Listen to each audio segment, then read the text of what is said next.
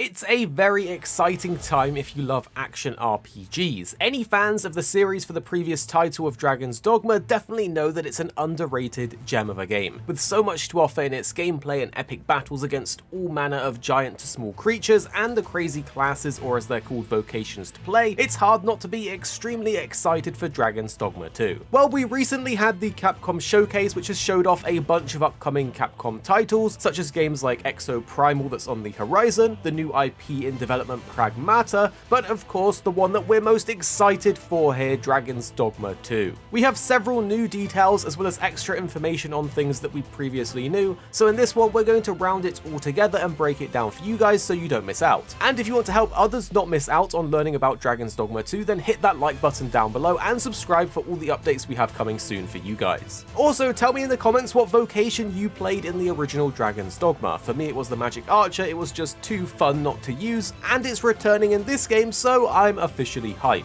Within the showcase we got an explanation of several of the features and core gameplay elements in the game from Hideaki Itsuno, the game's director. The game is going to be upping the ante to make the most use out of the PS5's hardware and is built on the RE engine to create a dense world with high graphical fidelity. I think we can all agree this is a good thing. The original Dragon's Dogma was released back in 2012 and is starting to look a bit dated now. Well, now our immersion can hopefully go through the roof, because generally a higher graphical fidelity world is easier to get completely absorbed and lost in, at least in my opinion. And speaking of the world, they have confirmed it's roughly 4 times bigger than that of the original game, which I find absolutely crazy. The original game's world wasn't massive, but it was pretty big, and a very well crafted world with a ton of things to explore and see along the way. So making it 4 times bigger is certainly something to look forward to if it is as dense and fleshed out as they're promising it will be. One thing they did expand upon is the pawn system. If you aren't familiar with this, it's basically the companion system within the game. There's no direct co-op, so instead we have the pawns, and they say even though it's a single player game, the new and updated pawn system will make it feel as if we're playing a co-op game. This is because they have improved their AI, making them even more capable of making precise decisions, and they specifically called out that they can help guide us to new locations and even high-five us after a successful battle. The way this works is that we will have a main pawn. This is one that we will be able to customize and tweak, and hopefully it's a bit more in-depth than the first games, and they say that we can customize it to our heart's content, so hopefully that means we can tweak everything from appearance to gear, vocations, and skills. After this, we then have 2 additional pawn slots in our party, making a total party size of 4 with 3 pawns and ourselves. These 2 additional pawns can be hired from other players, meaning this feature is also returning, where we can utilize our friends or other people online's pawns to add into our party. To be honest, the pawn system was pretty good in Dragon's Dogma 1, so if it is as improved as they are sort of making it out to be, this is a big step up, and I really hope we can fully customize our pawn even down to their specific vocation and moves. We also got a bit of top level news on the vocations in the game, which is basically the class system of the game where you pick what you want to play. They say there will be a variety of vocations to choose from, which will shape our own role.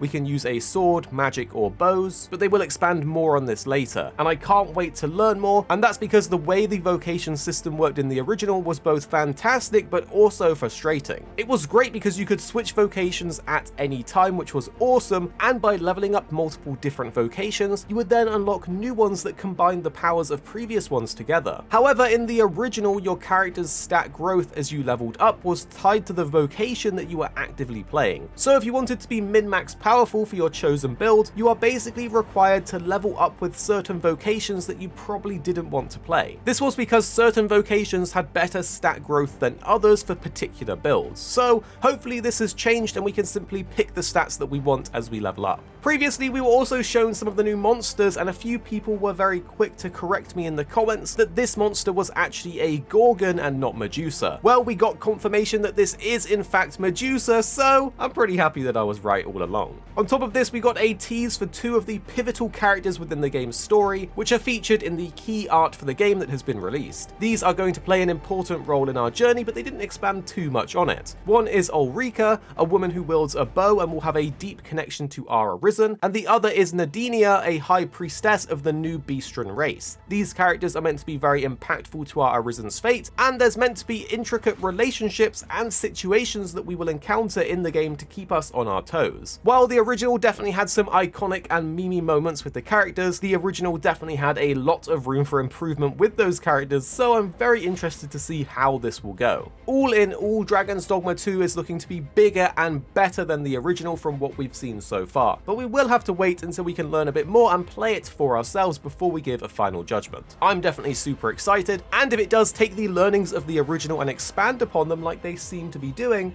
then I think we're in for a treat. So hit that like button down below if you enjoyed this recap, and subscribe so you don't miss out on the next one from us here on the channel. And just in case your thirst for Dragon's Dogma 2 isn't quenched after all of this, we'll let the trailer play out so you can see more of it for yourself.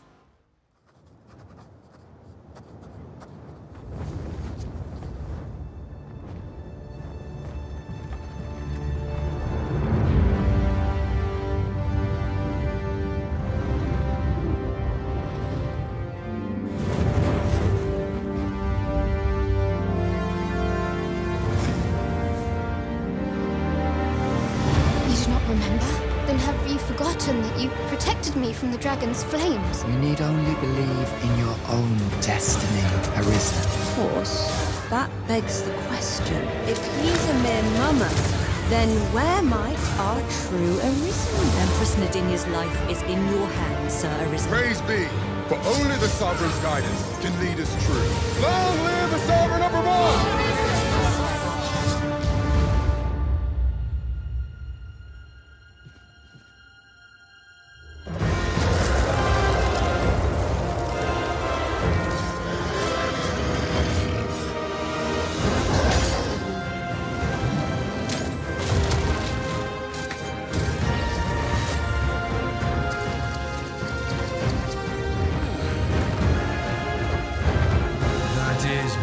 Unfortunate, but it doth not release thee from thy fate.